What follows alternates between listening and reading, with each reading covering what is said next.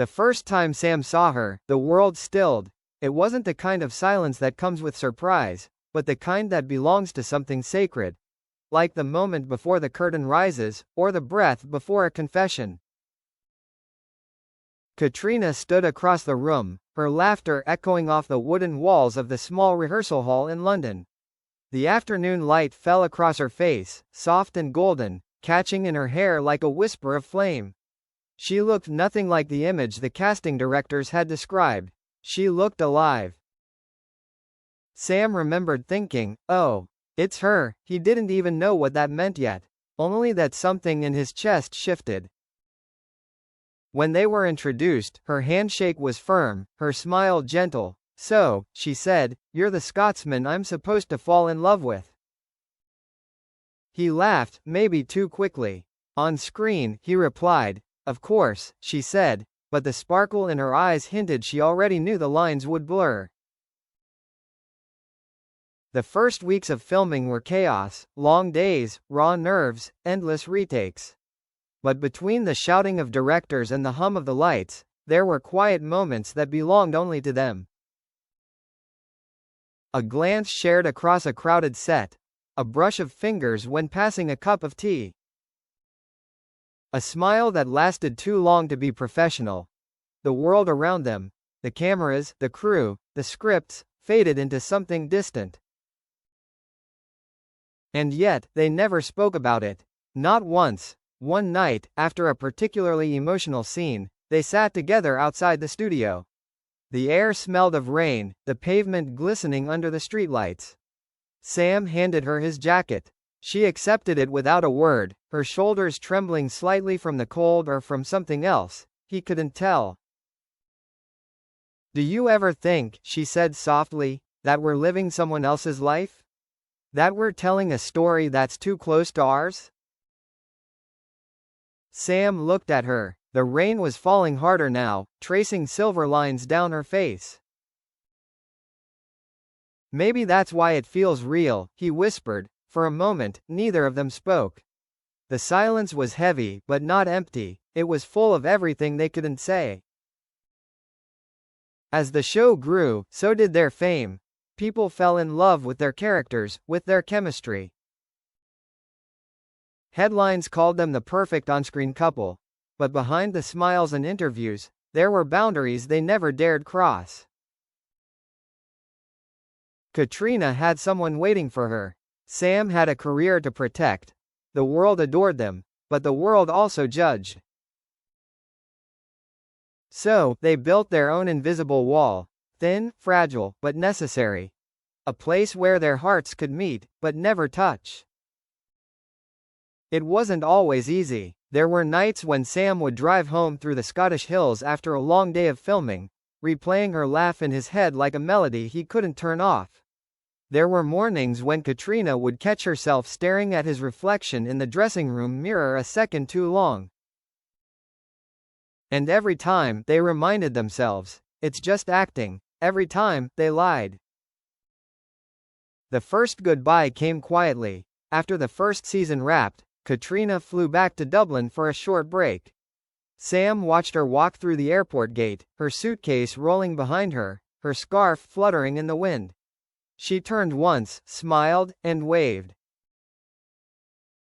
He waved back, smiling, hiding the ache. When she was gone, he stood there for a long time, watching the empty space where she'd been. He told himself he'd get used to it. He never did. Months passed. Seasons change. And every time they returned to set, it felt like coming home, not to a place, but to each other. Sometimes during rehearsals, when she'd forget a line, he'd whisper it to her so softly the microphones couldn't catch it. Sometimes when the director yelled, "Cut!" their eyes would stay locked a heartbeat longer than necessary. Once, during a night shoot under the rain, she slipped on the wet grass. He caught her instantly, arms steady around her waist. For a moment, they were so close that he could feel her breath on his neck, the tremor in her chest. "You always catch me," she murmured. "Always," he said. Years began to blur, 5 seasons, 6, 7. Red carpets, award shows, interviews filled with practiced smiles and polite laughter. Every journalist asked the same question, "Are you two in love?" And every time, they both laughed. Every time, the same answer. Only on screen. But the truth was written in the way their eyes found each other even in a room full of flashbulbs. It was in the way she touched his sleeve when no one was watching. It was in the way he always stood half a step behind her. Close enough to protect, far enough to hide. Sometimes, in the quiet of the night, when the cameras were gone and the world was asleep, Sam wondered what would happen if he told her.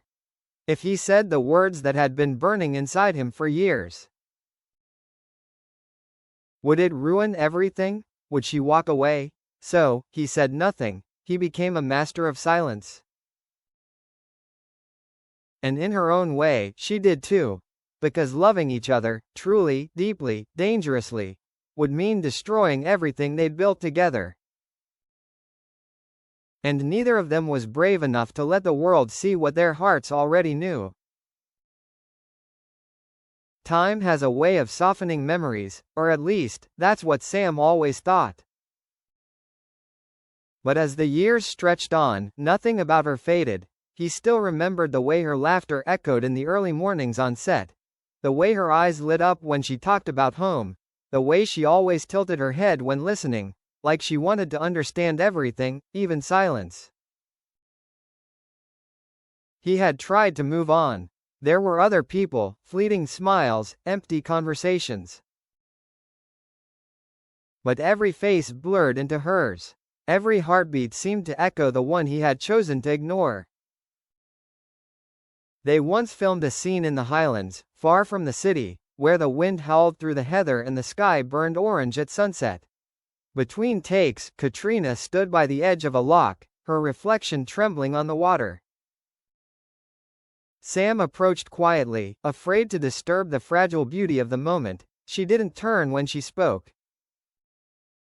"It feels strange, doesn't it?" "What does?" he asked. "That we've lived 1,000 lives together, and none of them are ours." He wanted to tell her that he wished just one of those lives could be real.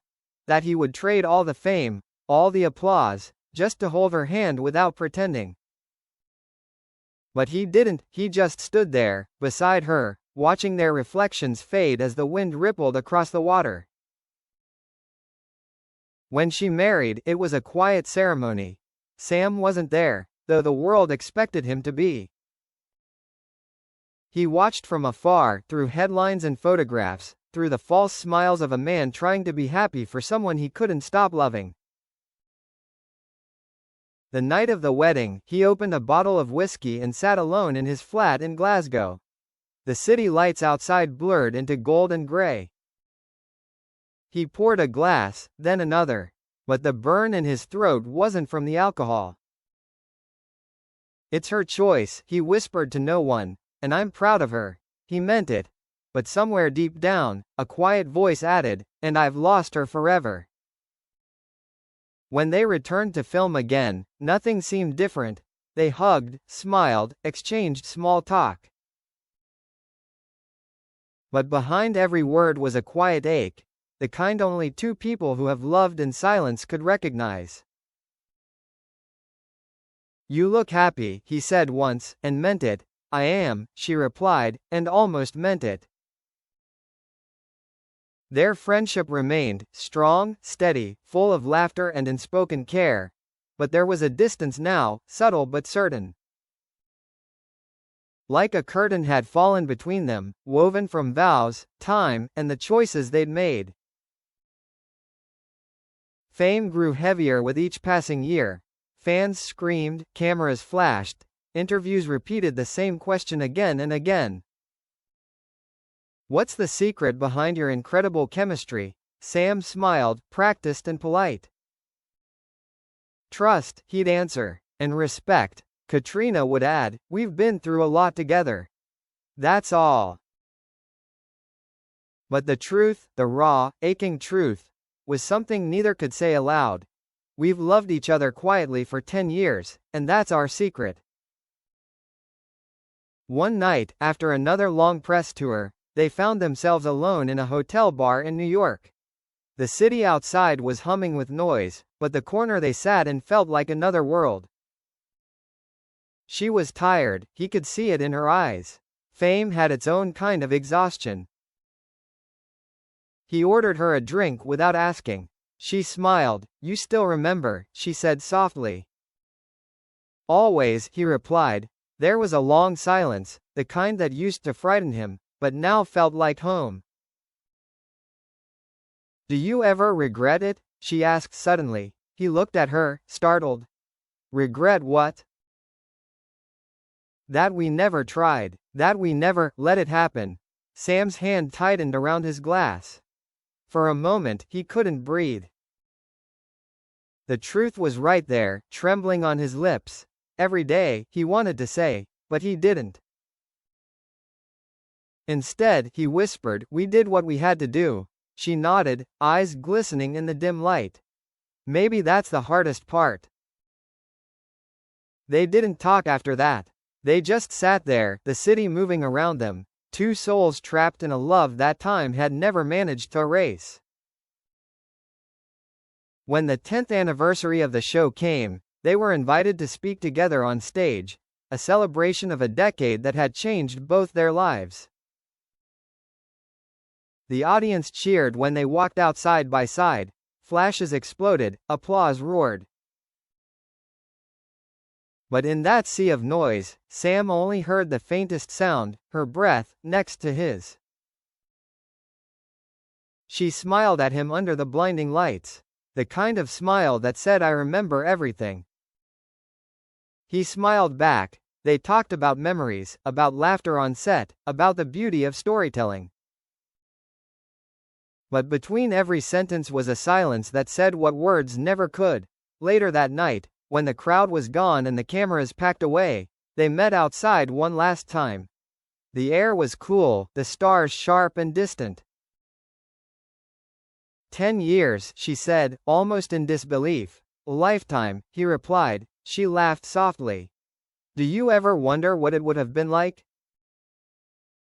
He hesitated, then met her gaze.